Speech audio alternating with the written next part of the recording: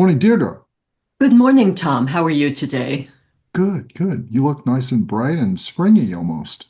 Well, it is spring. We're about 2 days into spring now, although you wouldn't know it from the weather. The we were below freezing again last night. But anyway, We have to wrap up this series, Deirdre, so I can change the image to a spring image instead of Portsmouth, New Hampshire harbor in but and by series you mean the 72 series. The thing yeah. is, Tom, we have at least three more videos to go. We are now in the three part. That's our what we call the university part, the tools that you can use. Remember what we've been talking about in the series. We've been talking about the AI agents. We presented the board discussions. We've given you 5 videos worth of how you actually use AI models now and AI agents and what these AI agents mean. And now we're getting to the point where we're giving you, as I just said, specific tools to help you as a leader get into the use of AI. And what we're looking at first is something we first presented about 15 months ago, Tom. That's our 8 characteristics of a leader. And you and I actually had a funny conversation last week about this, We did. where we were saying, the same things apply, but it's different. And we came up with the notion of, and this was a book title, I believe, that what got you here won't get you there. That a lot of the advice that you got in the older leadership books and in how to become a CEO and all of those sorts of things still sounds legitimate because it's talking about some broad general categories, but you're thinking about what it means to execute on these thoughts, what it means to implement, how your actions have to change, even while you still are thinking strategically, making good decisions, exercising judgment, and so forth. Those are the basics, but it's different now. And that's what we're going to talk about here, the 8 characteristics and how they're different. And with that, Tom, do you want to lead off here? Yeah, so it this is an interesting problem because just to show the discontinuity here that when we came up with these a couple of years ago, even longer now. Even a year ago or so, we did a podcast on this subject, and I've been back and reviewed it, and it was still valid as we presented it. But so much has occurred in the world of tech and the leverage of the use of advanced technology in doing everyone's job that now these are still valid, but the point that you constantly make is we have to evaluate all the things that we think have long-term value that we've all been taught about business and organization and leadership and getting things done and modify them where necessary to meet the demands of the future. So it's Correct. not to ignore them or not to dismiss them, but to modify them to fit the context we're dealing in today, which you and I believe is morphing its way rapidly into a context that is going to find people with traditional leadership characteristics understanding what's going on, but not being able to make it happen because the context of getting things done is changing. And so, as you've said before, and you've said to me in the last few days as we've been working our way through this, that the the subject is still valid. The point about strategy, getting jobs done, owning the work, having a bias for action, all these things still are the same, but it's the context you're applying them in. And this is the point I made to you the other day about it's great if you're a great doctor and you bring great judgment to being a doctor, but that great judgment doesn't necessarily translate well into the world of entrepreneurism necessarily. It can, and it has, and it still does, but only when that person with that great judgment figures out how to take the core of what they define as good judgment and apply it. Now, we've just been through that process in creating the book that we just published this past week called Ahead of the Machine. And that's where we're dealing with exactly this subject. How do you stay ahead of that leverage point that's coming your way? And we'll have another episode where you and I are going to deal with what techniques can you use to do that, because the just in doing your work, not necessarily in leading an organization as CEO or founder or top of the leadership chain. That's what that book was about. We're just going to be talking about doing your job every day. And if you're struggling with using it, how do you get yourself started? This podcast, though, goes back and looks at, as you said, those 8 characteristics, and that we still believe are valid. And as you know, I've struggled with those for the last few days and Right. nights, to just make sure, do they still work, right? And you keep assuring me, yeah, they do. Just take it easy, back off a little, and let them come to you.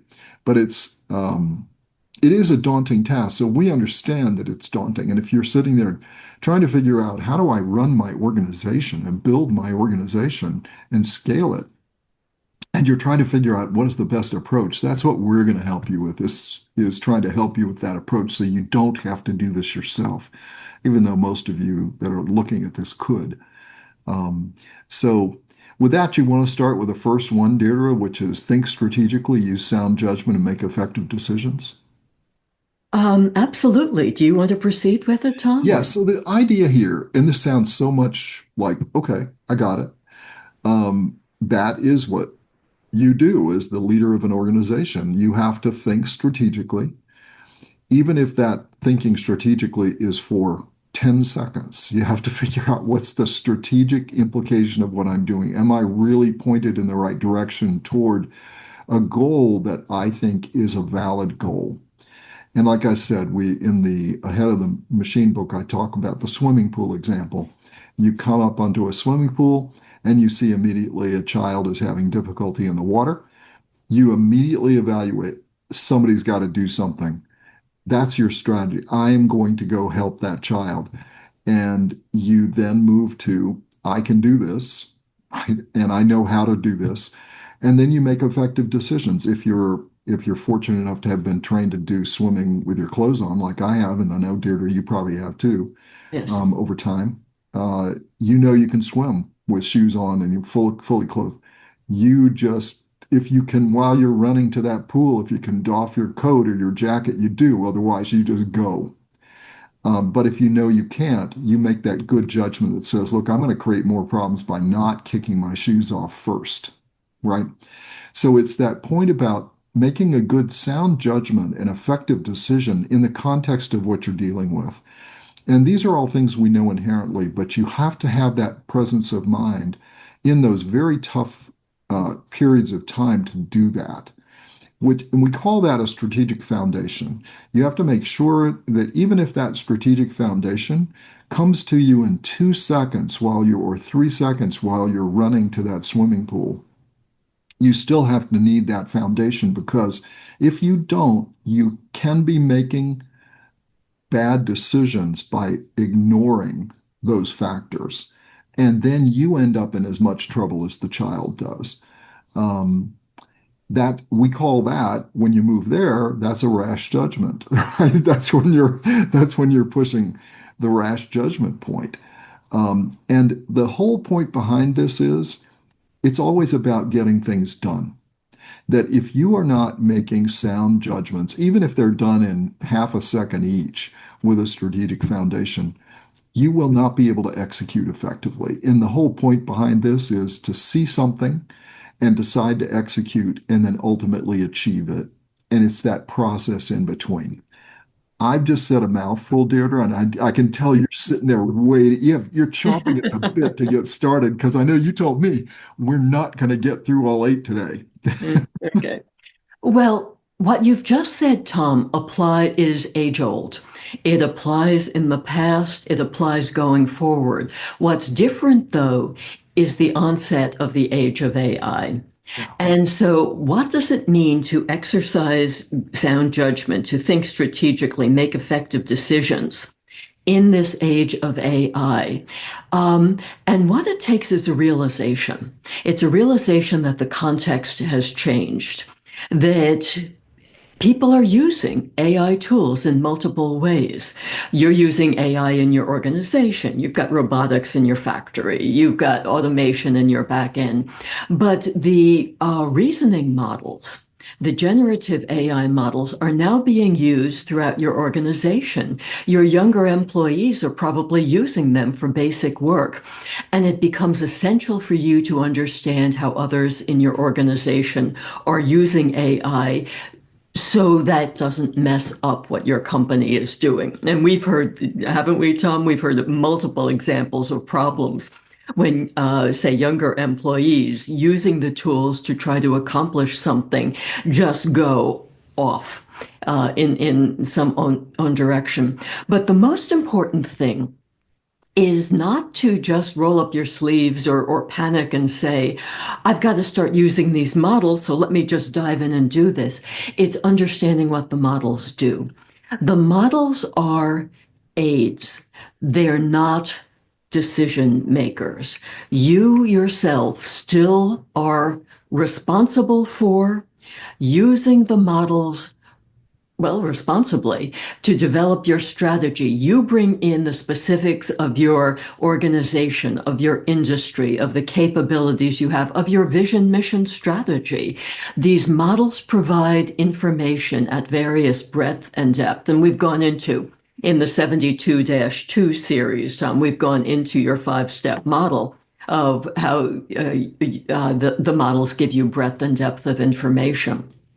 Now the expectation is that you have the breadth and depth, that you're getting a broader sense of what's going on out there. You're developing a different picture of what's out there, and you're developing it faster.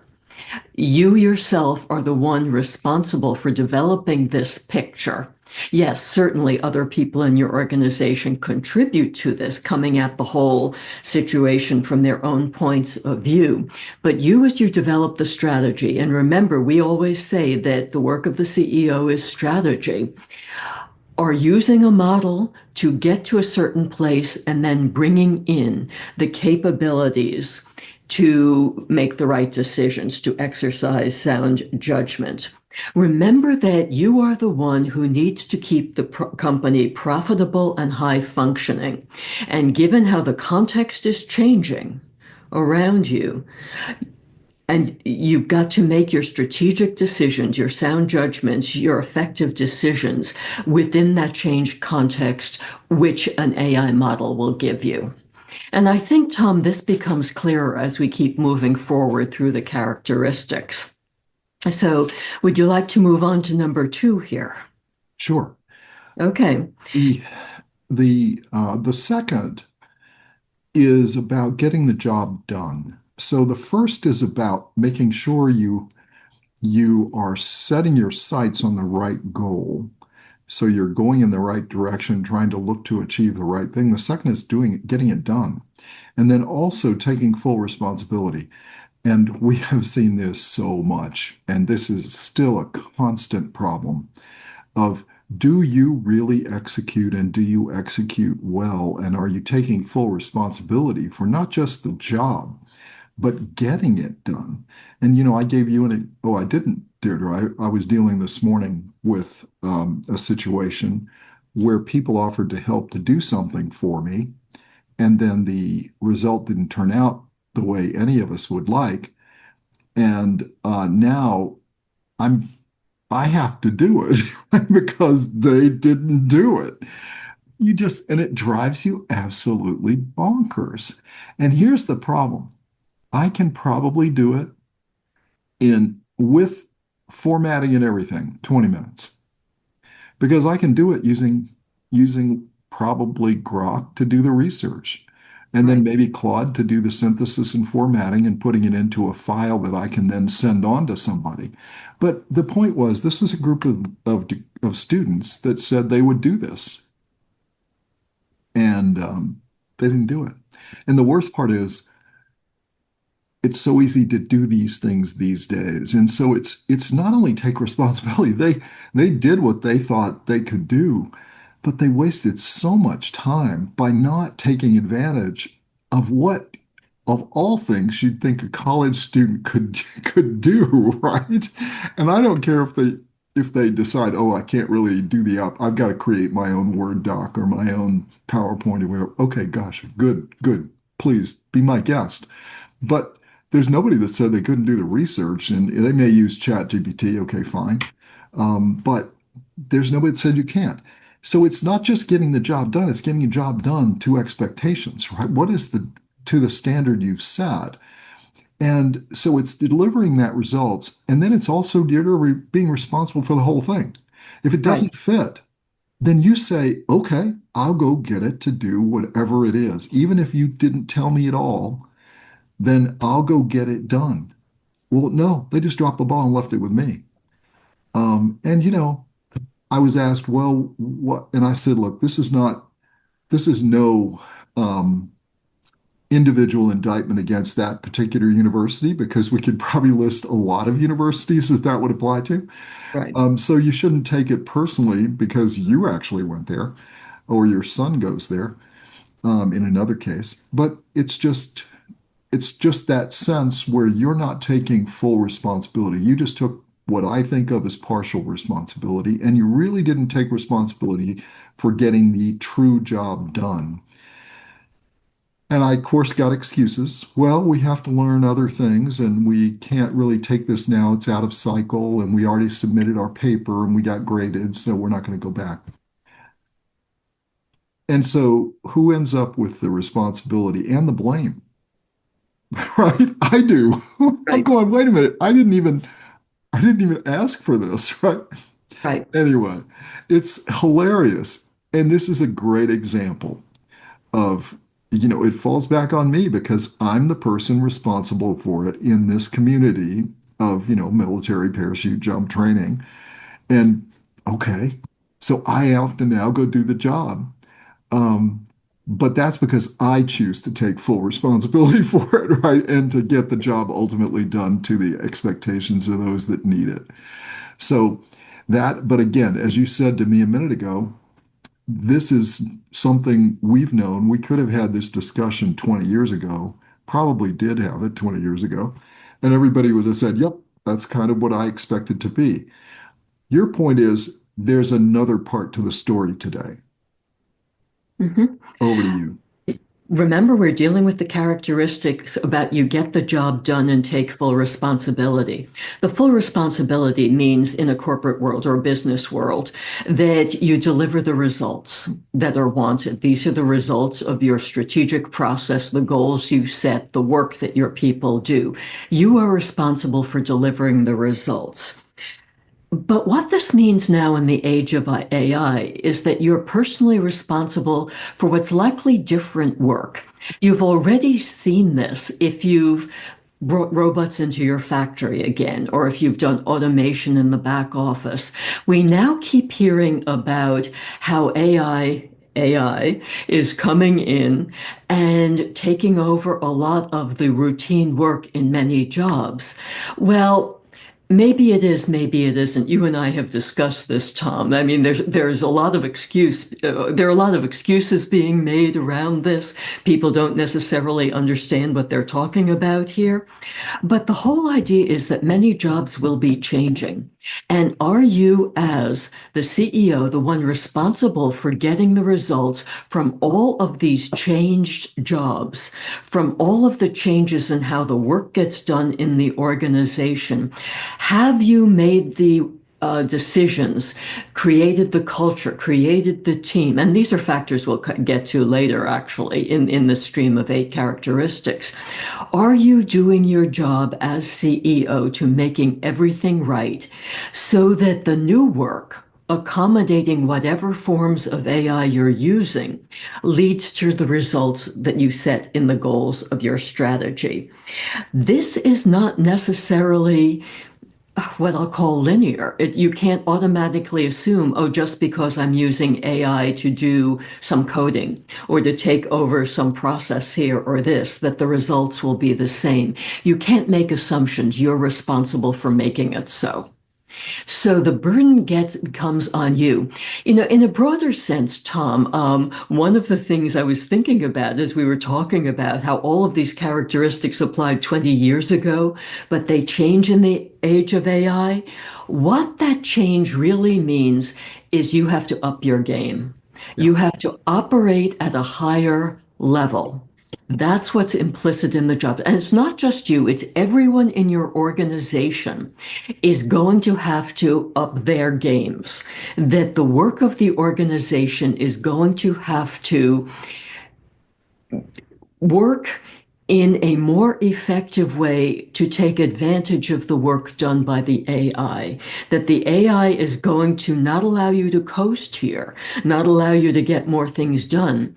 But if you're going to take advantage of the value created by AI, you yourself have to up what you do and what your organization does to provide the higher level results which can come about through the use of AI. People talk in terms of, oh, productivity or business gains and so forth. What that means is your organization operates at a higher level, which means that you and all of your people have to operate at that higher level too. And this is what we mean when we say these characteristics sound the same, but they're operating at a higher level so you can get the results at a higher level. Um, the whole concept of accountability doesn't change. These basic concepts don't change. You as CEO are accountable. You are responsible. You're responsible for setting the goals and making sure the goals are met. You're responsible for making sure all of your people know what their goals are and have everything they need to meet their goals at that higher level. This is just getting the new CEO job done and taking full responsibility for it. Um, I think just in terms of moving on, Tom, and making sure we get through all 8 characteristics, we go on to the next one, number 3 here. What I would say about number two for just a second, to add on to your point, is that when you and I talk about, or when we hear a lot in the press about people being laid off because of AI automation, we think interesting. And by the way, there are a number of people that are pretty sophisticated tech investors who think the same way you and I do. We Correct. say interesting, but we think it's about not learning and not adapting, Correct. because that's the thing you and I see loud and clear. We'll deal with that a little bit in the next podcast that we have, but coming up. But we see that as the biggest weakness. They're laying people off because of this, all right, because they don't see them fitting into where they're going, and it's a great excuse to be able to say, well, we have huge productivity by all the things we're doing using artificial intelligence. I think it's much more, by the way, this opinion of one, opinion of two, but also shared by other serious tech investors Right. that know these companies. And in fact, a few people that sit on the board of these companies are saying, well, behind the scenes, they're saying, well, it's about whether these people actually fit the future. Well, you and I talk about it in a slightly different sense as well, Tom, and we might as well clear this point while we're on it before moving on the characteristics. That leaders are going to find, we've actually mentioned this in some of the scenarios we've been presenting over the past months.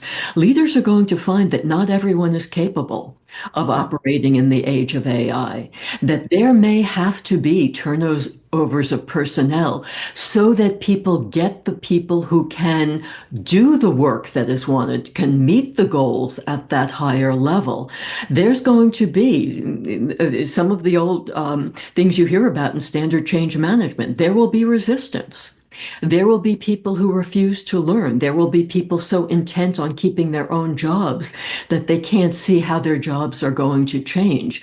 And those people likely will have to be weeded out so that the company can move forward. That sounds slightly harsh, but it's our feeling, I believe, that some of these layouts are simply to turn over personnel to get the people the company needs going forward to achieve goals. Absolutely. And I couldn't unfortunately, agree. that's the job of the CEO. Yeah. And it's so back to the points you were making. In order to get the job done and to take full responsibility, that full responsibility means you will learn what you need to learn and you will adapt in the Right, way you need to adapt to be able to achieve what is expected of you. And right, this is what I think you can smell a mile away in right, people that just they can't get there. And again, we saw this in various changes of the business world. The right, biggest one was the age of the internet, that people just wouldn't, they couldn't seem to adapt to the world of being disconnected, essentially, in disconnected from their ability to purely one-on-one execute. And that was a tough thing for people to get over. We think this is another one of those that is just as significant. So it's about not just taking full responsibility, but taking full responsibility for the job done, but the learning and adapting you need to do to be able to achieve that expectation going not only today on the edge, but going forward. and a way to sum that up is you are responsible for understanding how your job as CEO is changing Yes, and making sure that absolutely. you can do the job at that new level of responsibility. And as we've said before, and again, we make this point in Ahead of the Machine, it's about the substance of the work of the CEO. And this is the next point on number three. You do your own work, your individual contribution. Now, this says, yes, you use the leverage of the organization effectively. That's a critical aspect. Right, Delegation, management. You lead the work of others and you are the leader. So you're not only are you a leader, though, in today's world, you're a doer and a right, user, right? And on top of that, you do the work that should not be delegated, right, right? And we would actually say it can't be delegated, right? correct. But people do try to delegate everything if they can, and that is just fundamentally wrong. And you have to have the good judgment to figure out Right, what is that work. right. Um, and you don't have other people do the work that is yours to do. And this is such a big deal. You know, I couldn't even get this across to Claude the other day when I was fighting with Claude on this point, right? It never could pick this point up that said, no, no, no, it's not about me effectively delegating. I more and more, the job is going to fall on me to do. And why is that? Because I don't need other people's leverage. I can use you, Claude, or you, Grok, or you, Gemini. Pick your poison, ChatGPT, to do your work, to do the work, because you can give me immediate and rapid and actually good result if I use you appropriately. Now, this is the point you make, though, and then I'll turn it over to you. So, the point that you constantly make, Deirdre, is we still rarely, rarely design the tech for the user, right? We just don't. And Right. now I would say that, some people are coming closer and doing a pretty nice job. They're getting there. But for the most part, it's not designed for the user.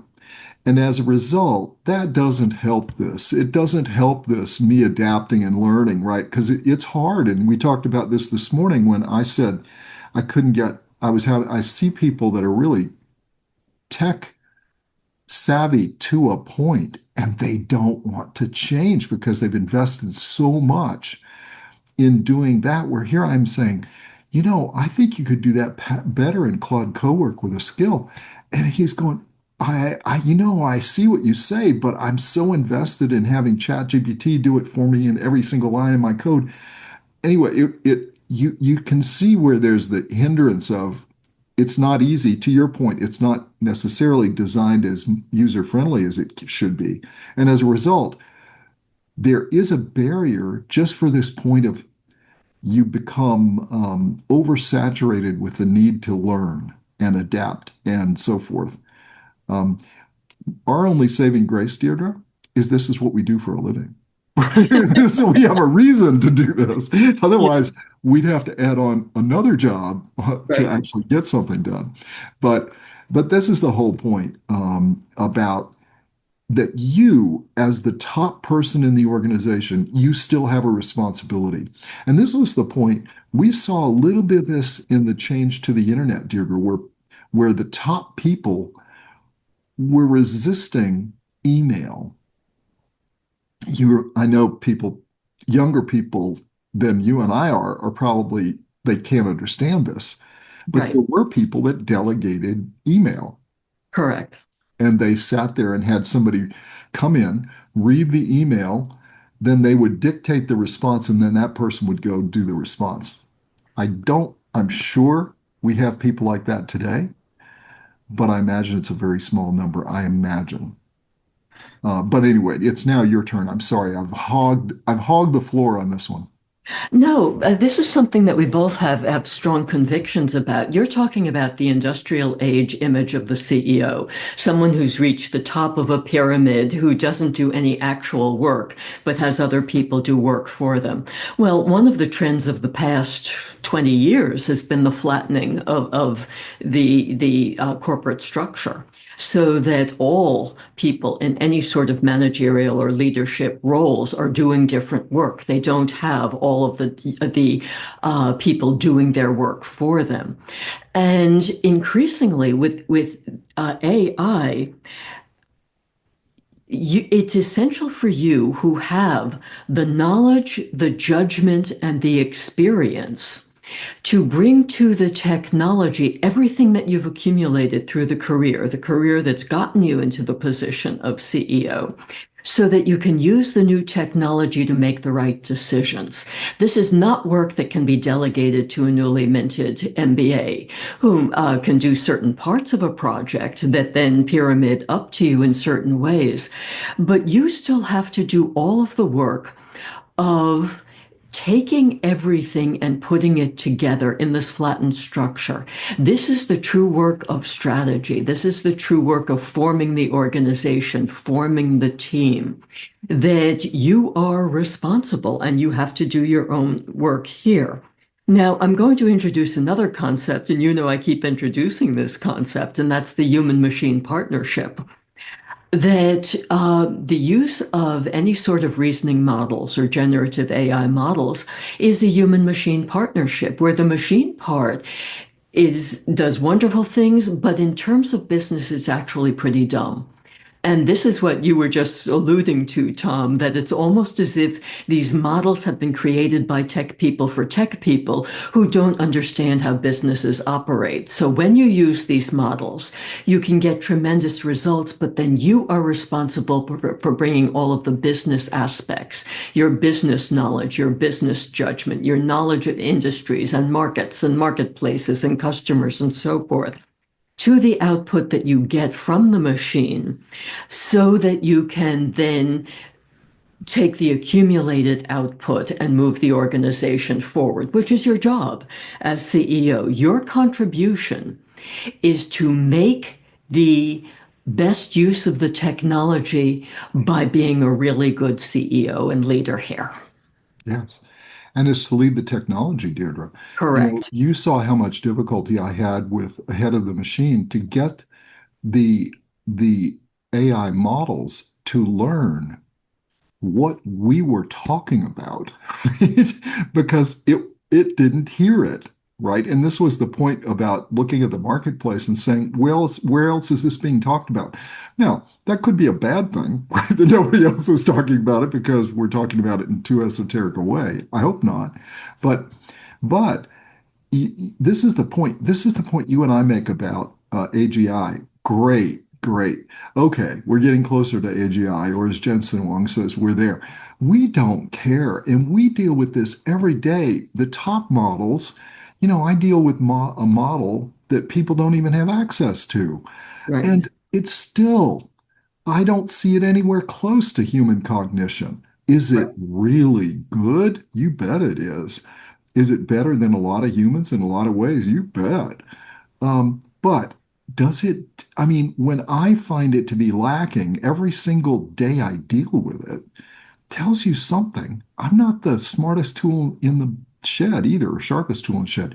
So the whole point is that, but by the way, if you want to get scared, go listen to Moltbook, right? That's what's going to cause you problems. The current model being misused, not AGI. The other right. thing I found interesting, Deirdre, and we talked about this morning earlier, is that Mark Zuckerberg was making the point that he's going to create his own AI model to help him with his work as CEO. And I said back to, I was getting ready to write back to him, Mark, we have a podcast on that, right? Right. That will help with this, right?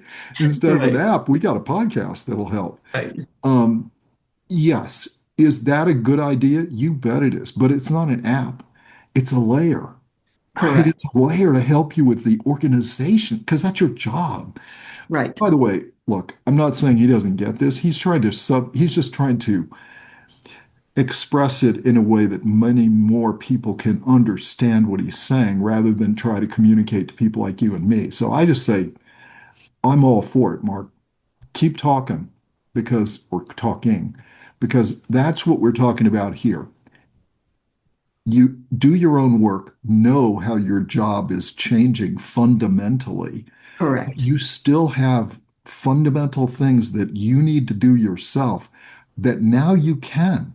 And you Right, don't have to go pay somebody money, whether it's an in-house employee or or a contractor or a consultant, to do because you can shape it much quicker and more effectively, and certainly less expensively doing it yourself. And that includes even delegating it to an employee. right, Um, but you have to learn and adapt. right. So, why don't you sum up this one and then I'll move to number four because we're already past half hour and we're not going to get all these done, Deirdre, I don't We have think. to get all of these done. Yeah, really. Well, it's number three is you do your own work, your individual contribution. It's understand what your own work is now Yeah. in the age of AI and understand what that means in terms of your whole organization, your whole responsibility for your organization in getting the contribution from everyone to move forward. So why don't you move ahead with All number right. So number four is that you have a bias fraction. Now, this sounds like that you like Diet Coke and carrot cake, right? I mean, it's just I realize that, but we have to remember it's not. You have to have a bias fraction. You have to have a bias for doing, accomplishing. But we add the words high quality, considered, thoughtful. You're doing it in a thoughtful way, but high quality, matching the element of time and expectations and resources. Um, you don't act first and plan later, right? So that tells you what you really should do, and I probably have Mhm. that inverted in the wrong reason for the wrong reason. But you're not passive. You promote activity, you demand activity, and you celebrate excellence. And we know that celebration and celebrating excellence is really important. And sometimes, especially people like us, Deirdre, that are so focused on getting things done, many times we don't see the celebration aspect, and it's a really important one. Yeah. You're smiling at me because you keep telling me to do that more often. Um, and I think you tend to try to do that every Saturday when you can, don't you? Go out birding. It's the best way to celebrate at the end of Or go in and see the Met or the Philharmonic, right? something like that, right? Something beautiful. Yeah. Mhm. But you don't accept anything less than excellence, no matter what. No, absolutely not. And the whole concept of bias for action, too many people just let their jobs go along, or they say this organization is running well, so we'll just proceed, and so forth. So the bias for action is not simply taking actions to propel the motion of a good organization going forward, but it's also a bias to move the organization into the age of AI. Too many people, I think, are pausing in fear or not learning about the capabilities of AI or just not knowing what to do. Or alternatively, Tom, they're listening to too much of the AI chatter that's coming out of the tech companies without having the ability or the knowledge to say, no, they're just talking here. Let me focus on the things that are really important here for the organization. That is, they haven't taken the time to get the knowledge and the understanding of how to use AI. That's, by the way, what we've been trying to do with all of our podcasts over the past 6 months or so. Get people the knowledge and information here. But it's that you can't sit on your laurels. You have to just keep moving forward, gaining your information, gaining your knowledge, moving your organization further into the world of AI. And you have to keep asking yourself, what do I have to do now to get AI right in my organization? Whichever form of AI you're using, whether it's simply robotics or automation or reasoning models or whatever, and not worry about, oh, the higher level chatters about AGI. I don't think we'll ever reach AGI, but that's an aside. But don't worry about that. Just understand that you are in control as the leader of making sure that your organization stays up with the new emerging technology. I would say the best, and I know we tend to use Elon Musk for a few things, but again, the best example of what this is, and this is hard to define in a few words, Deirdre, but this is the idea that if you ask someone who works around Elon Musk, if you ask them what distinguishes him from others, the point is that he immediately personally goes to the biggest problem. He goes to the people that are working on solving the biggest problem, and he goes to the people that are doing it. And if they happen to be in Memphis, Tennessee, or in Texas, he gets on his plane overnight and shows up there at whatever hour it is, Right. or shows up at midnight, or shows up at partners at midnight saying, I want to solve this problem. Where are your people? Right. And Right. so it he goes to there as the CEO and helps them break through all the things they need to break through to get the job done.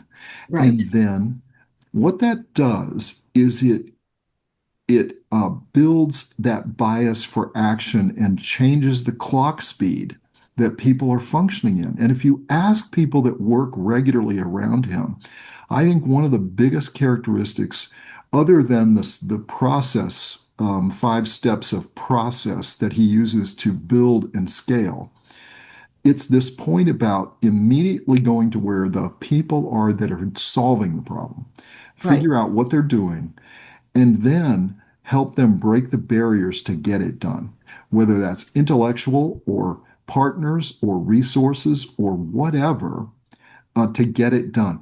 And that is that point about figuring out how do you, not just you personally, bring your personal bias for action, but you apply it in a way that will infuse the organization with that same bias for action.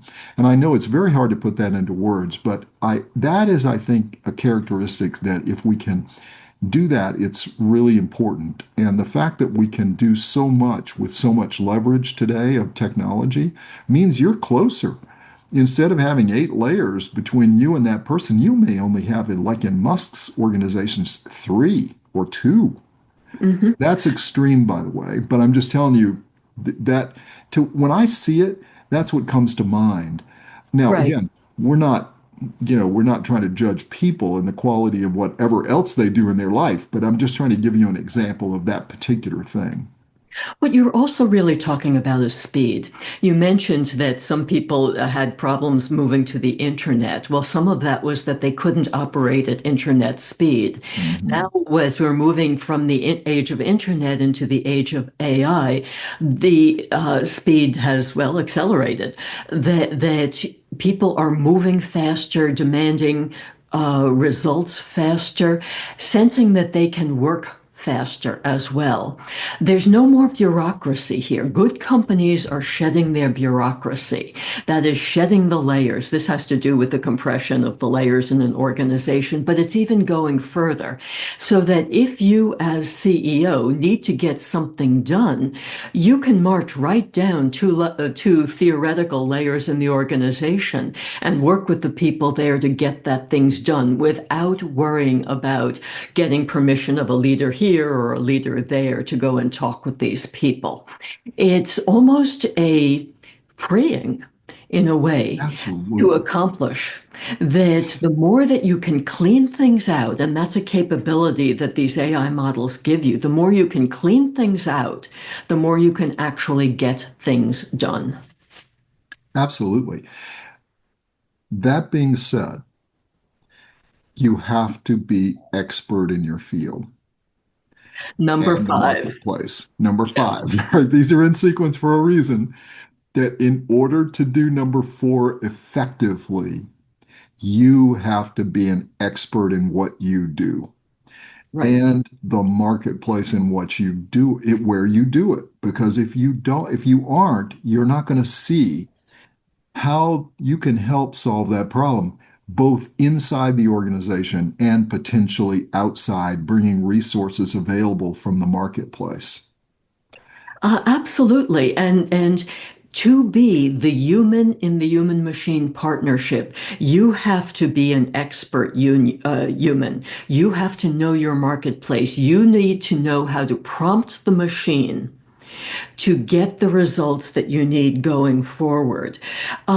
This is very important because you and I have found as we've worked with these models, and we work mostly with Claude and Grok, and we've used Perplexity and so forth, is that they have been trained on past data, so they're no longer expert in the field. They're expert in the groundwork, so to speak. We found, for example, when putting together information on that to support these 8 characteristics, that the models were talking about the characteristics as if they were reading leadership books of 20 years ago, not the leadership books that we're working on today, accommodating the age of AI. So that to get what you need out of the models, you can't become overly reliant on what the models churn out. In fact, that makes you look stale and old. If you simply come up, pull out, print out the results you get, pull it out and try to use that, that's old. Because you, as the human, are the one who is remaining expert, keeping up with what's developing and changing, not only in your discipline, but also in the marketplace, also in the business world, the use of technologies, the expectations of customers, and so forth. And you bring that to your interactions with the machine. That's what this means to me here. Absolutely. Which again means constantly learning, constantly adapting. Those two things just continue to become a a really serious characteristic that flows through all of these. Also, with the element of time, that you don't have a lot of time. You have to find ways of being more productive. Now, this does not mean that you delegate that expertise. Too many times, and we've seen this even recently, where people who were not expert, matter of fact, it was not clear what their expertise was, but they were delegating the expertise needed to someone who they thought were expert, who weren't. That was Right, even worse right. because they can't judge it because they don't know. So they think they're turning it over to people that present themselves as experts, and they're not. And Right. so you're going down a hugely wrong path. And we'll ultimately talk about that. You've heard us use the term fit a couple of times now, not often, but ultimately you're going to find that's at the end of this discussion that you have to fit whatever it is you're doing because you can't grow into fit. You just can't. You have to pretty much be there, and then you need to keep staying in there, right? And that's the point that you keep making. You've got to continue to make sure you still fit. You still could have the core, but Right. what's going to keep you from fitting is that 20% that you think, because you got the 80. This is the point we make about people that are being laid off today because of AI. I don't think it's because of the core knowledge. I think it's because of the less, not the majority knowledge. It's that extra 20% or the 25% where people are observing and saying, I don't think they'll fill that in. Right. Right? I don't think they'll make the investment to fill it in. And as a result, this is a good excuse I can use to changing my people now. Right. Um, but you can't delegate that. And the point is you cannot allow yourself to become stale. It's too easy to do Right. that. And by the way, because time used to be in your favor, you could stop learning when you were 35 or 40. Um, if you stop learning, you got maybe a couple of years max these days. Seriously. I mean, that may be extreme, but I think you don't have much more than 24 months, maybe 36 if you're in kind of a little bit less industry that hasn't quite adopted this stuff as fast. I think you run the risk of being stale. Hmm. And stale Agreed. doesn't take much, right? Stale bread can only be a little bit hard. Correct. And I think that it's not, and this is another thing that you and I talk about. It's not simply keeping up with the technology, it's understanding how that technology is affecting your area. Is affecting finance, is affecting marketing or sales, is affecting manufacturing. That it's not enough to know, oh, yes, there are these tools we use.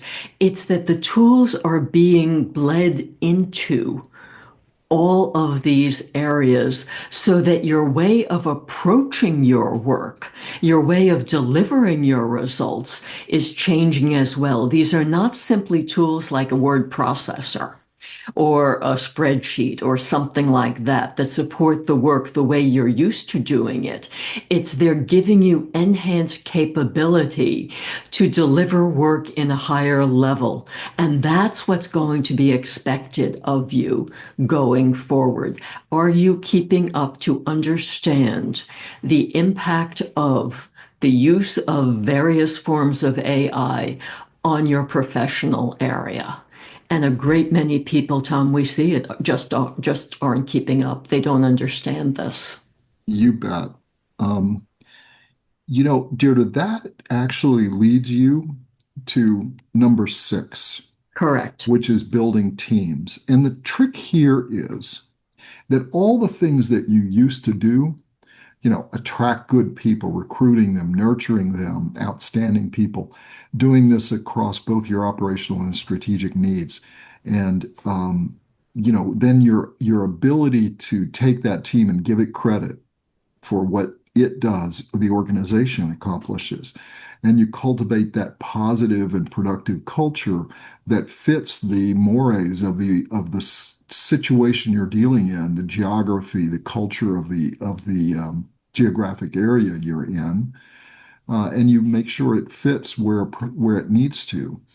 And that the other important aspect on this one is you do not let negativity creep in. And Correct. this is where you have to do the very difficult aspect of removing talent that perpetrates negativity.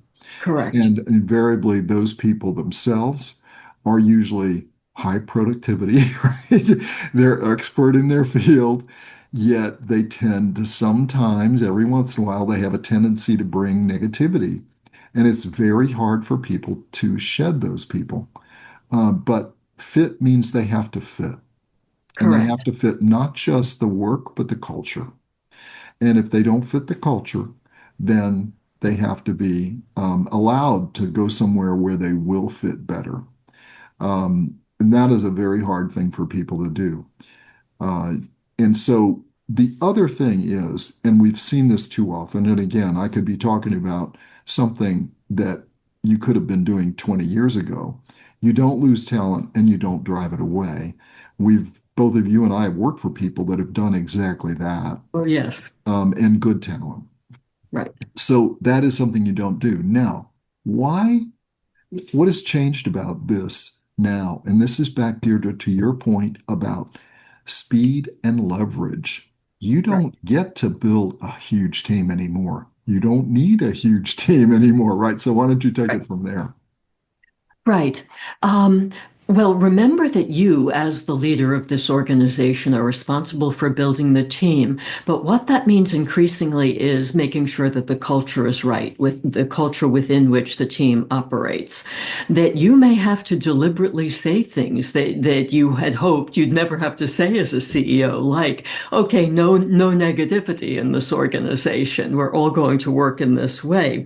Or that everyone will be doing working with these tools or operating in this way or getting this training. And yes, you have to take that training or forming, this aspect of culture or contributing to this team or, like not having a set desk, maybe moving around from team to team within the organization. Whatever works for your organization, this is part of what we meant earlier when we said that you are responsible for getting your job done. And your job has become making sure that the team is right and the culture supporting that team is right so that you can operate to deliver the results of the organization. It all ties together here. These aren't 8 independent characteristics. They all just interweave like this. But you will likely find yourself rewriting all of the job descriptions. Absolutely. Thinking through the staffing throughout the organization, maybe doing more flattening of the org structure, maybe moving more to a team organization as opposed to a functional organization. Remember, we talked about at great length that in terms of the AI assets working across the silos of data, following the data flows across the silos. The silos are becoming an ineffective way to work. You need to capture the data you need to do the training of your AI so you get the results you need as an organization. Maybe it's time to just reorganize to follow your whole organization, to follow the flows of data. This is part of what it means. And of course, get the people you need. Again, basic change management says if someone is resisting, you've got to get rid of that person. You cannot allow one person, however senior, to interfere with the work of the organization. In one of the scenarios we've been using, Tom, we've already fired the CFO. Yes. Yeah. And we're about to fire the CEO as well because we need new people. We, as board chairs, need new people in there to move the organization forward. You're going to have to make hard decisions here. And heaven knows we all hate making hard personnel decisions. But this is what it means to get your job done, to act responsibly, to deliver the results. That means making these hard decisions to build the team you need. This is, again, where the human machine partnership plays, because uh, you are, your team is no longer only people. Correct. And it's no longer only suppliers, and it's no longer only distributors or value-added resellers or marketers or whatever. It is now also technology. And I know I don't mean it to sound new age-ish, but you have to figure out where can the leverage come. And what you need is really good people that will help you guide the use of these leverages, whether they be a partner, a supplier, a point of distribution, a technology, to do people that will help you guide that. Right. And then the organization, as you said, Deirdre, might look a bit more like the flow of the production of what you're doing that follows usually a data path that follows that flow of production. And if this has been a concept that's been around for a very long time in manufacturing. I mean, Volvo started this, I don't know, 40 years ago, where they built teams to build the cars rather than do it in the production line way we had been familiar with.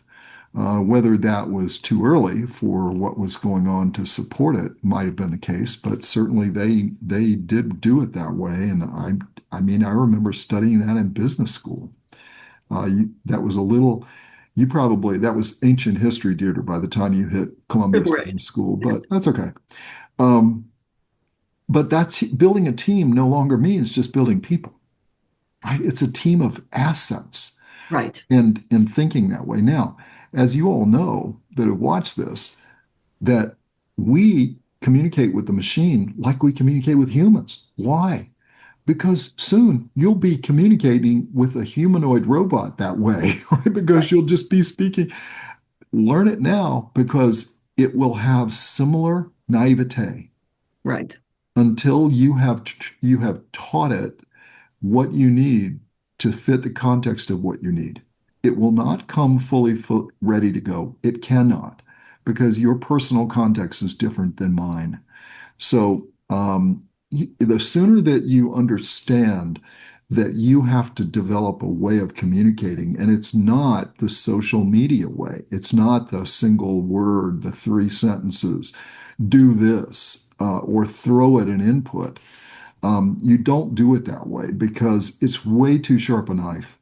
And we'll talk about that a little bit more in the next podcast we do on this is your interaction with those machines because it is a very sharp knife and you don't just throw it around easily because you'll get frustrated with it and it'll become ineffective. Hmm. Um, but I think that leads us to number seven, Deirdre, is this whole point about communication. Why Communication. don't you take it? Right. Well, anyone who's read anything about change management knows that communication is the absolute key to making sure that the change happens, that the change not only happens, but it becomes instilled in the way that the organization works. So you as the CEO have to do all of this sort of communication throughout the organization to make sure that your entire team is operating in the way that you want it to react in terms of the emerging technologies. You also have to communicate your expectations for everyone. How you expect, and this gets into the whole culture. What's the culture that you're going to set for all of them? That you are the one who makes sure that everyone on your team is working together, and you do this through communications. Um, and so much of this has to do with making sure people understand that their jobs are different, that they can't simply do the jobs the way that they were brought up to think or were trained to think that the jobs operate, or the way they observed their parents or their siblings work and so forth. Jobs will be different. And you are responsible for communicating that. If you have good people, you communicate to them and see if they pick it up so you can keep them as good people still within your organization. But you're doing that. Communication also goes outside the organization. I think one thing you and I have seen, Tom, is that a great many leaders are saying, oh, yeah, we're getting into AI and we're doing this, that, and the other when they're doing no such thing. And reporters are very good at picking up when leaders understand what they're communicating about the company's, the entity's use of AI and not. So you have to know what you're communicating to all of your constituencies, all of your stakeholders around, because it becomes important in working with the people you need to work with, your supply chain, your customers, uh, other people in your industry, and so forth. You need to be able to articulate how you are using technology to operate so that people know how to work with you as well. But that being said, it has to be designed for the user, Yes, the receiver, the yes, customer, yes, not not the other side, right? Not the tech, not absolutely. the, and too much, especially in the age of agents, especially those that are focused to the outside, they're still too much oriented towards the design and not towards the designer, and not oriented towards the user. And Correct. it's incredibly frustrating. And I mean, I don't have any hair to pull, but I would be hair pulling on some of these things a lot of times because they're not. And so then you're not communicating the good and the bad. You're not communicating in a clear perspective, effective way, right? Which is the old-fashioned 20. You've just lost all that. Right, And you're not communicating with everybody, which is right, also part of what you're trying to be doing. Everybody that matters. You're not using the right method because it's not working. right, And you're not ensuring that everybody understands what you're doing, when you're doing it, and why you're doing it, which right, is, again, the role of the CEO to make sure that they understand what, when, and why. More right, important than anything. right. Um, and then again, you don't hamper the openness, and you don't remain silent. How many times have you and I tried to find a contact phone number or even an email for a company we pay money to, and you Correct. cannot find it? You What cannot, you get is a runaround from a chatbot, correct. right? And it drives me Or you're crazy. sent to forums, help forums, right, which are Right, static, written by right, other people. But right. this is just wrong. It's just Yeah, fundamentally wrong. correct. And the mistake here is not seeing the leverage. You've got this great leverage that'll allow you to do this. But as you and I've said, if you're not using that, I get into the middle of the problem. As you and I constantly say, if the CEO of the company sat in a room and had to deal with being a user of many of their help chat bots, they would not allow them to be there. They just wouldn't, right? You bet. You And bet. so, I mean, I can't tell you, as I think you know, I've been trying to do some changes with my Columbia 401k. I can't get it done. Right, And I think it's because I am a small fry in a huge ocean. right, I'm a small fish in a huge ocean. right, And so I don't care. I don't count. I'm right, left with a chatbot that keeps running me in circles for the right, last 3 months. right, No, I can't talk to I can talk to a human. They can't help me. right, And there's no physical location. Even if I were in New York right now, there's no physical location for me to go to because they right, don't have physical facilities. And right, they're a financial institution. I'm going, wait a minute, how does this work? Right? right, And you should not be, as a customer that has your potential retirement funds with an organization you can't get a hold of, you can't make right. sense of, right? Um, so it's just that's what we mean by communicate. And that's, yes, is it 100? Is it 1,000 years old? Yes. 2,000 years old? Yes, it is. But you can't lose sight of this one. But there's so many things you can do to do this well. And certain people do. They do it incredibly well. And it cannot, even though it's number 7 on our list, it's not important. It doesn't mean it's important because it's number 7. It's tied in with everything we've mentioned so far, being responsible, doing your job properly, getting the results you want, and so forth. Communication, it's just one of those core skills in multiple ways, internally, externally, in terms of your product and so forth. So much we could say about it, but I think it's time to move on to number 8, Tom. Number 8 is just really simple, that you solve problems and exploit opportunities because that's what your job is. Right? And not understanding that your job is to solve problems and exploit opportunities that are sitting in front of you that need to be done in a certain time period. that you make judgments on, whether time is your friend or your enemy. You figured out what you know and you don't know. You figured out how motivations are aligned, and then you begin the process of executing based on, using all the characteristics we've talked about. But the other part of this one, and it's really important, where we see people fail at this is they create problems, try to solve problems, Deirdre, right? That's correct. I mean, we worked for somebody one time who created a whole set of problems for the organization that were not needed. And they still haven't dug their way out of many years later. Um, that is not your job. And you need to be really sure you're not creating problems in the process of trying to either solve problems or exploit opportunities. Because what you do there is you're obviously setting the organization in the wrong direction. And to make matters worse, all those strategic opportunities that are out there, they're not even in your wheelhouse anymore because you've created so many distractions that you can't even see the gaps, the strategic gaps that might be a huge opportunity for you. hmm And again, human machine partnership that you can work with, say, an AI model to evaluate the marketplace and see if there are strategic gaps to be filled or needs that are not being met and so forth. But then there's that next step, which is bringing your human side to it and saying, can my organization even work on these? Are these things that I can address?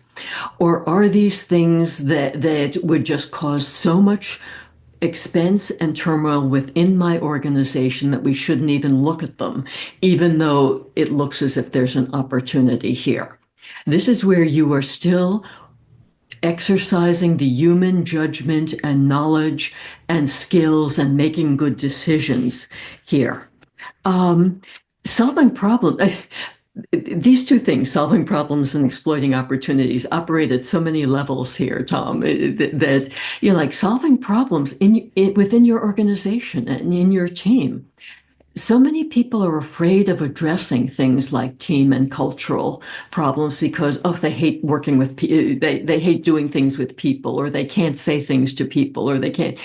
That's your job. That's the applied management that anyone who gets to a leadership position needs to have mastered. And if you haven't mastered it yet, well, it's time for you to do so. That with a flatter organizational structure, with more direct flows of work and information and so forth, you are going to be working directly, no longer the CEO or the leader up in an ivory tower here. You're going to be working more directly with people, which means they have to be the right people. That is, you have to solve problems, people problems, cultural problems. You have many tools that you can use to solve these problems. You have training, you have working, teaming, so to teach, say, younger employees how to function in an organization or things like that. Or exploiting opportunities, you can do a reassessment of the skills that your team has. It's often good to do an inventory of skills, and maybe you'll find that this reassessment of the skills that your team has positions you to take advantage of other opportunities. This, by the way, is an AI application that you can get into place to get Absolutely. And skills. we know an entrepreneur that has his whole business built around that he's applying to engineering. Exactly. And I think it's just important to repeat that you're not solving the problems or exploiting opportunities of 20 years ago. Again, this could be old language. You're solving the problems and the opportunities of today in a different context, in a different technology structure. And your thinking has to be dedicated to working within that context and technology structure. So, and this takes revising your whole, well, set of instincts, your set of reactions to finding opportunities or to seeing problems so that you can work effectively. No more operating in the way you used to, but operating to solve the problems as an AI-informed leader would do so in the context of Absolutely. today. And what what that leads you to is ultimately this question of fit. Is do you fit? Well, one of the ways you can test yourself, and we use these 8 characteristics in reverse order to evaluate CEOs. First, do they solve problems, exploit opportunities, or do they create problems and as a result, they miss opportunities? Right. Do they communicate? Right. Do they build teams? Right. Are they expert? Do they remain that way? Do they have a bias for action? Are they doing their own work in the redefined work of the CEO today or the top leader today? Right. Do they get the job done eventually Right. in within the time and expectations required? And do they take full responsibility, good or bad, for everything that happens in the organization, not just the job? And then ultimately, okay, once you pass there, then the question is, okay, do you think strategically? Do you have good judgment? Do you make effective decisions? It's going to be very hard to get to that point if you haven't met these others, right? So it's a Right. way of being able to test anybody and then test yourself. How well are you doing? Mhm. A lot of times you will actually get a little bit of flexibility on the others, but you're not going to get it if you don't solve problems. If you don't solve problems, you're not going to get any flexibility much at all. Mhm. Correct. Always remembering that you're going to be judged on each of these standards in terms of fit, of are you operating at that higher level? Have you upped Yes. your game so that you can use the newest technologies to deliver better results faster and more effectively with a better organization? That's how the game has changed It here. has. And Deirdre, we think, again, we always think of time as a continuum, right? Right, So you have to judge. Somebody's going to have a timer on you. I can tell you when the sand is out of the timer, that's 3 months. right, Guarantee. You're not going to get more than 3 months to solve a really big problem. right. But you have to make the judgment. Is that 3 months? Or is it 3 weeks? Or is it 3 days? Or is it 3 minutes? Right. Because depending on that problem or how what problems need to be solved, you may only have 3 weeks to do it, Hmm. not 3 months. Right. And you have to make sure you're thinking in terms of the flexibility of time. And I think that has changed. I think that number, Deirdre, might have been 3 months for a CEO 5 years ago. I think Hmm. today, you better show you can do it in the first 3 weeks or between 3 weeks and a month. Because if you're showing signs that you can't get it done, you may be there for 3 months, but the die has been cast within those first 3 weeks. Um, and so again, I don't mean to be hyperbolic about this, but I really do think time is not your friend if you're not accomplishing what needs to be accomplished. We've talked about how the new technologies create greater speed. Things happen faster.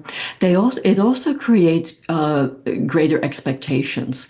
People may have been willing, by people, I mean your employees, your customers, the people who matter to you as a CEO. People may have been willing to give you the 3 months. Now they expect almost immediate reactions. And Maybe 3 days, but right, right, exactly. Right. yeah, The other part of this too, Deirdre, is again, this is this point about what are you missing? What are the motivations involved? And then right, is time your friend or your enemy? This is where that evaluation is really important here, right, because the question is who's evaluating you? right, And do you understand their motivations? Is their motivation to cut you slack? Is their motivation to prove you wrong or prove the right, other people wrong who wanted you and they kind of remained silent? right. Um, are they there to try to upend you because they want the job? Right? We've seen that before. I've Oh, even yes. experienced before where a board member did what they could to dislodge me because they wanted the job, right? Right. So it just you've got to be sure you're following all those other good characteristics that we say you have to have, which are kind of given for the job, right? This is Right, the contextual piece right, around it that you have to fit. Um, but ultimately, it's about how well you fit that specific context and what is expected in that role, how well correct. you fit. You usually can, within the context of the things we talk about, the three questions, what are the and know that you need to know of all the Mhm. whether and so if they've got only amount of you have to make that judgment on the limited amount of time. And is that Correct. limited amount of time 3 minutes, 3 hours, right? Whatever. Or is it 3 months? But I can promise you it's not longer than 3 months. Right. And then ultimately, it's all about fit. Do you or do you not fit? So, with that, Deirdre, I'll let you have the last word. Well, just to repeat what we've said a couple of times here, that the basics of good leadership are the same, but they're in a different context. And it becomes a tool. Remember, we're describing this as part of our university setting here, where we're giving you tools to review the basics of good leadership, but then also yourself to bump them up and say, what does this mean for my behavior as a leader in the age of AI here? And that's the way that you keep current and you function well to keep your organization moving forward. And we'll have a lot more to say about this in a lot more depth as soon as I write it. Okay, very, very Right? good. Which is my next book. But it's always a pleasure to do. Always a pleasure, Tom. So long for now.